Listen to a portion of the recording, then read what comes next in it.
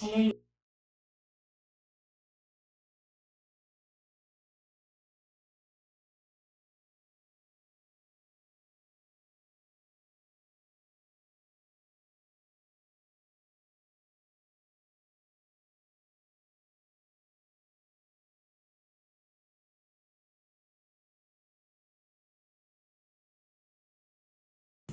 거울 위에 얇게 앉은 먼지도 닿게 되고, 화장실 구석구석 물때도 다 닿게 되고, 멀쩡히 잘 쓰던 가구들이 괜히 좀 없어 보이고 낡아 보여서 좀 이참에하며 귀한 손님을 치를 때는 가구조차 바꾸기도 합니다. 저는 저희 집 이사를 하고 처음으로 집들이 겸 대신방을 받을 때 다 같이 둘러앉아 밥을 먹어야 하니 밥상을 같은 걸로 3개를 샀거든요. 얼마나 고심하면서 그 밥상을 고른지 모릅니다. 그러나 그 이후로 한 번도 펴본 적이 없이 냉장고 사이에 껴서 있습니다. 손님들이 바닥에 앉으면 엉덩이가 아플까봐 방석도 샀었는데 방석은 유용하더라고요. 한국인들의 특징이 있잖아요. 소파를 샀지만 소파에 앉지 않고 바닥에 앉아서 소파를 등받이로 쓰는 민족이기 때문에 방석은 아주 유용했던 것 같습니다. 그리고 여자 집사님들, 권사님들은 또 공감이 가실 텐데 손님들이 오신다고 하면 일단 냉장고를 정리하게 됩니다. 냉장고를 누가 열어보면 샤워하는데 마치 누가 문을 연 것처럼 그렇게 저는 민망하고 수치스럽더라고요. 특히 저희 시어머니가 오셔서 열어보실 때 특히 더한 것 같아요. 가끔 제 설교를 보시기 때문에 여기까지만 이야기하는 걸로 하겠습니다. 그런데 이런 준비들보다 가장 큰 준비가 남았습니다. 손님이 오신다고 하면 우리가 가장 신경 쓰는 것이 무엇일까요? 네, 식사. 맞습니다. 먹을 것을 신경 쓰게 되죠. 뭘 대접해야 잘했다고 소문날까 하며 몇 날 며칠을 고민해서 식사를 준비하고 모자란 것보다야 차라리 남는 게 낫지 하며 하루 손님 치르는데 한 달치 식량을 준비하듯 장을 잔뜩 보곤 합니다. 메인을 내고도 반찬을 구척으로 차리고 식사가 끝나면 과일, 과자, 빵, 떡, 음료까지 그 손님이 가시고 남은 것들로 냉장고 파먹기를 한 달을 넘게 해도 우리는 손님이 오신다고 하면 또 그렇게 준비를 합니다. 오늘 본문 5절에서 8절까지의 말씀의 배경이 우리와 비슷합니다. 이 말씀의 배경이 되는 지역은 지금의 팔레스타인 지역인데요. 그 시절 이곳의 문화는 손님을 환대하는 것이 매우 중요했습니다. 우리나라 문화에서도 저 집에 누가 방문했는데 배를 골맞다더라, 폴대를 해서 서러웠다더라 하면 수근수근대며 손가락질을 하는데 여기서는 손님을 환대하고 보호하는 것이 성스러운 의무로까지 여겨지고 마을 공동체가 함께 지는 책임처럼 여겨졌다고 합니다. 그래서 낯선 이들이든 혹은 가까운 이들이든 손님이 오면 무조건적으로 환대하고 보호하며 음식과 물과 숙소를 제공해야 했고 만약 그렇게 잘 대접하지 못하면 이는 대접하지 못한 그 가정뿐 아니라 온 마을의 수치로 여겨지고 그 대가를 꼭 치러야 했을 정도였다고 합니다. 그러니 손님을 대접하는 것은 너무나도 당연한 것이고 손님이 들린 그 집에서 대접을 못하는 상황이 되면 온 마을의 수치가 되니 온 마을이 공동으로 함께 힘을 합쳐 손님을 대접하는 것이 너무나도 당연했다는 사실을 기억하시면서 오늘의 본문을 보시면 좋겠습니다. 예수님께서 제자들이 기도를 가르쳐 달라고 하자 누가복음 버전의 주기도문을 1절에서 4절까지 알려주시고 이후 이렇게 말씀하셨습니다. 너희에게 한 친구가 있다고 하자. 우리에게로 바꿔서 한번 생각해 보겠습니다. 우리에게 친구가 하나 있어요. 근데 그 친구네 집에 그 친구의 친구가 여행을 온 것입니다. 팔레스타인 지역은 날씨가 어떻습니까? 낮엔 너무나도 뜨겁고 더워서 도저히 여행을 할 수가 없습니다. 그러니 그 친구는 그 친구의 친구는 아침부터 여행을 하다가 더울 때는 몸을 피해 있다가 다시 여행을 이어서 이 친구의 집에 도착했거나 혹은 날이 조금 덜 더울 때 출발해서 밤늦게 이 친구의 집에 왔거나 했겠죠. 이 시대에는 보통은 걸어서 여행을 하니 둘 중 어느 경우든 지치고 배가 고팠을 것입니다. 그러니 원래도 손님을 환대해야 하는 문화 속에서 친구는 손님으로 온 그 친구에게 빵을 대접해야만 하는 상황과 마음이었던 것이죠. 그런데 이때는 냉장고도 없이 그날 먹을 빵을 그날 구워서 대부분 다 소진을 하고 저녁에 잠이 든다고 합니다. 본문에서 보면 친구의 친구는 한밤중에 찾아왔으니 빵이 남아있지 않았을 것이고 이 친구는 그래서 우리에게 찾아온 거예요.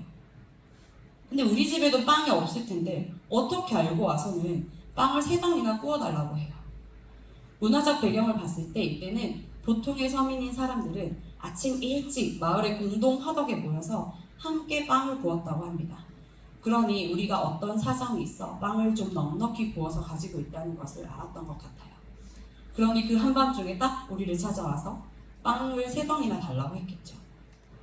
그런데 한밤중에 집에는 작은 창문 하나밖에 없고 보통의 사람들의 집은 한 공간으로 이루어져 있어 온 가족이 따뜻한 곳에 모여 함께 누워 잠을 자고 있으니 만약 친구에게 빵을 주려면 어두운 공간을 더듬으면서 이제 다른 식구들 잠을 깨우지 않기 위해 행여나 자녀들의 발이라도 밟지 않기 위해 조심조심 가서 빵을 꺼내 이미 다 걸어 잠근 빗장을 풀고 빵을 주어야 하는데 이 일이 보통 성가신 일이 아니죠. 그러니 우리가 나를 괴롭히지 말게, 이미 문은 닫혔고 아이들과 나는 잠자리에 들었으니 지금 일어나 줄 수는 없네 하고 말하고 싶은 마음이 굴뚝 같을 것입니다. 그러나 예수님께서 말씀하셨습니다. 8절 말씀을 함께 읽어보겠습니다. 11장 8절 말씀입니다. 시작. 내가 너희에게 말하노니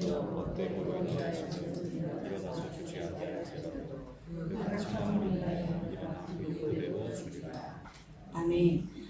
친구가 우정을 생각해서라면 사실은 나를 괴롭히지 말아달라고 말할 수 있지만 그 간청함 때문에 일어나 요구대로 준다고 말씀하셨습니다. 저는 사실 어려서부터 몇 번 이 본문으로 설교를 들어올 때에 이 간청함 때문이라는 것이 끈질기게 끝까지 포기하지 않고 나의 어떠한 요청을 하나님께 관철시키며 하나님께서 우리의 기도에 응답하신다고 들어왔습니다. 그래서 지난번 바리새인과 서기관의 기도에 대해 함께 말씀을 나눌 때 하나님 앞에 먼저 우리가 죄인임을 인정하고 하나님의 긍휼하심을 구하며 기도할 것을 함께 나누었고 이후 그러면 기도를 어떻게 할 것인가? 응답하실 때까지 간절히 끝까지 해야 하지 않을까 하여 오늘의 본문을 묵상하기 시작했습니다. 그런데 오늘의 본문은 사실 조금 다른 말씀이었습니다. 물론 우리는 기도를 끝까지 간절히 해야 합니다. 왜냐하면 하나님의 계획을 우리가 다 알 수 없으니 지난 담임 목사님 설교에서처럼 하나님의 뜻대로 우리를 설득시키실 때까지 우리는 계속해서 기도해야 합니다. 그러나 우리는 오늘의 본문 말씀을 흔히 오해하여 우리가 가서 계속 문 두드리고 빵 달라고 요청하면 우리가 요구한 대로 그 응답을 받는다고 생각하고 우리가 하나님을 설득할 수 있다고 생각해 왔는데 오늘의 본문에서는 그렇게 말씀하시는 것이 아닌 것이죠. 간청하다라는 말로 번역된 아나이데이아란 헬라어의 뜻은 뻔뻔한, 수치를 모름 등으로 해석되어야 한다고 합니다. 영어에서는 shameless라고 부끄러움을 모르는 이라고 번역되어 있습니다. 그러나 중세시대 때부터 어느 순간 끈질기게 졸라댐, 집요함 등으로 번역되어 온 이 단어는 한글 성경의 여러 버전에서도 끈질기게 졸라대면 줄 것이다 이런 식으로 번역이 되어 있습니다. 그러나 원래 뜻대로 해석하면 우리의 친구가 자신에게 손님이 왔다며 한밤중에 찾아와 뻔뻔하게 그 밤에 나를 괴롭게 하고 동네를 시끄럽게 하는 행동에 대해 부끄러움을 무릅쓰고 요청을 하는데 아까 말씀드렸던 문화적 배경 속에서 온 마을 공동체가 그 빵 3덩이로 인하여 수치당하는 일이 없도록 손님을 환대할 수 있도록 하기 위해서라도 빵을 내어줄 수밖에 없다는 뜻이 됩니다. 이 말씀이 끝나고 예수님께서는 우리에게 이렇게 말씀하십니다. 구하라 그러면 주실 것이라고요. 우리가 가장 뻔뻔하게 우리의 필요를 요청할 수 있는 대상이 누구일까요? 바로 부모님일 것입니다. 보통 부모님에게는 어리든 나이가 들었든 자식은 끝까지 자식이고 무엇을 주어도 아깝지 않은 마음일 것입니다. 자식을 키워보니 부모님의 마음을 알게 됩니다. 맨날 했던 잔소리 또 하게 만들고 말을 지지리도 안 들어도 내 자식이 원하는 것이라면 어떻게 해서든 주고 싶은 것이 부모의 마음입니다. 가끔은 이게 맡겨놨나 싶어도 달라고 요청하고 뻔뻔하게 나오는 게 오히려 귀엽게 보여서 또 해주게 되는 것이 부모의 마음인 것 같습니다. 그런데 예수님께서 2절 말씀에서 우리에게 이렇게 기도하라고 말씀하시면서 가장 먼저 뭐라고 하셨는지 함께 보겠습니다. 2절 말씀을 함께 읽어보겠습니다. 2절입니다. 시작. 예수께서 이르시되 너희는 기도할 때 이렇게 하라. 아버지여 이름이 거룩히 여김을 받으시오며 나라가 임하시오며. 기도의 가장 첫마디가 무엇인가요? 아버지여입니다. 아버지여. 하나님 아버지. 우리 하나님이 우리의 아버지가 되심을 믿으십니까? 그렇다면 아버지 되시는 우리 하나님이 우리에게 가장 좋은 것을 주실 것임도 믿으십니까?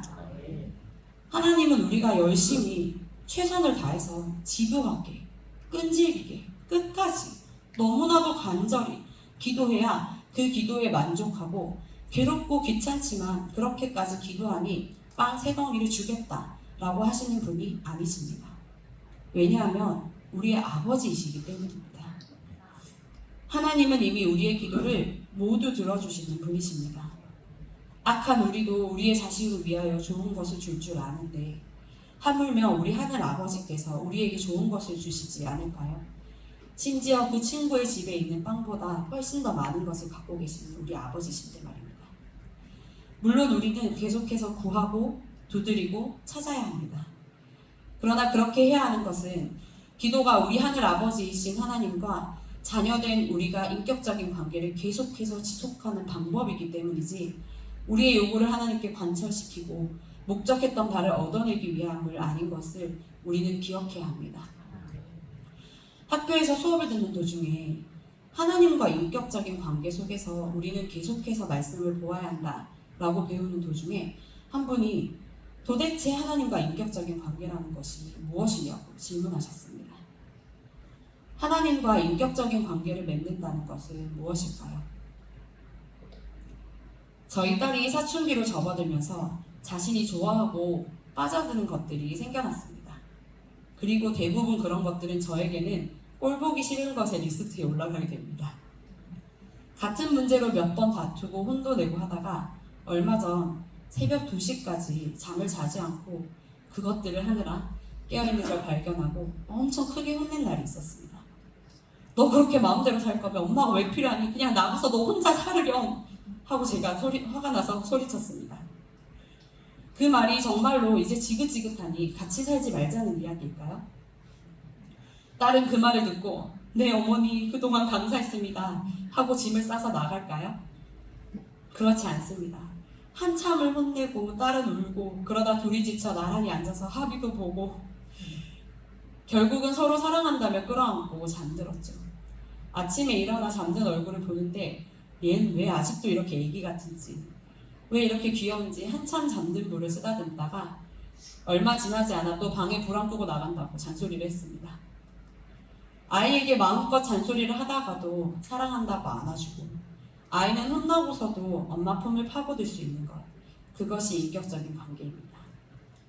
하나님은 우리를 지으시고 선택하시고 불러주셔서 사랑하시되 독생자를 내어주시기까지 사랑하시기에 매일 쓰러지고 죄짓기를 반복하고 그래놓고도 뻔뻔하게 나와 기도하며 나의 요청을 아뢰는 우리의 모습임에도 불구하고 끝까지 사랑하시며 우리가 더 나은 자녀의 모습이 되도록 인도하십니다.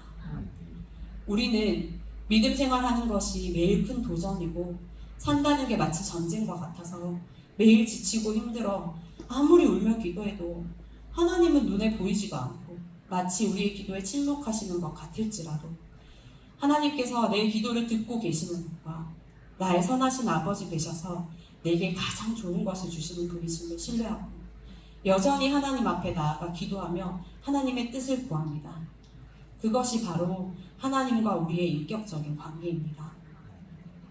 이 인격적인 관계 안에서 우리의 노력 때문이 아니라 하나님이 우리의 아버지가 되심으로 우리의 모든 필요를 부모와 같이 당연히 채워주시는 것을 믿으시는 저와 여러분 되시길 소원합니다. 그러니 이 인격적인 관계를 아버지와 자녀로서의 관계를 위해 우리는 기도의 자리에 나와 기도함으로 하나님을 이해하고 더 알아가며 하나님의 뜻이 무엇인지 깨달아갈 수 있기를 소원합니다. 말씀을 마무리하고자 합니다. 예수님께서는 이 모든 기도를 가르치시면서 마지막에 하물며 너희 하늘 아버지께서 구하는 자에게 가장 좋은 것을 주시지 않겠느냐고 하셨습니다. 제가 가장 좋은 것이라 바꿔 말했는데 사실은 무엇을 주신다고 하셨습니까? 네, 성령입니다. 그러니 성령이 선하신 아버지 되신 하나님께서 자녀된 우리에게 주시는 최고의 선물인 것을 믿으십니까? 성령을 선물로 받으면 성령의 역사가 우리의 삶 속에 나타날 줄 믿습니다. 성령님은 우리로 하여금 날마다 일용할 양식을 주시는 기도의 응답을 받게 하시고 죄 지은 사람을 용서할 수 있게 하시며 우리의 죄도 사하여 주시고 우리를 시험에 들지 않게 인도하십니다. 계속해서 하나님과 인격적인 관계 안에서 거하게 지키시고 하나님의 뜻이 무엇인지 깨닫게 하시며 구하게 하셔서 받게 하시고 찾게 하셔서 찾아내게 하시며 두드리게 하셔서 열림을 경험케 하실 것입니다. 그러므로 우리는 오늘의 말씀을 기억하며 아버지 되시는 하나님께서 이미 우리가 구하는 모든 것을 채우시는 줄 믿고 우리의 어떠함이나 상황과 환경과 관계없이 조금은 뻔뻔하게 아빠 되시는 하나님을 의지하고 기도의 자리로 나아가 하나님께서 주시는 최고의 선물 성령을 받아 누리는 저와 여러분이 되시기를 간절히 소원합니다.